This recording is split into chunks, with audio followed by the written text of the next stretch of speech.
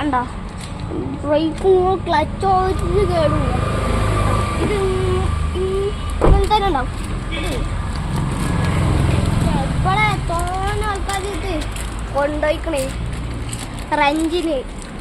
ഈ പൈസക്ക് നമുക്ക് ലോഡിങ് കിട്ടില്ല. ഈ ബജി അമ്മായി ക്വാളിറ്റി.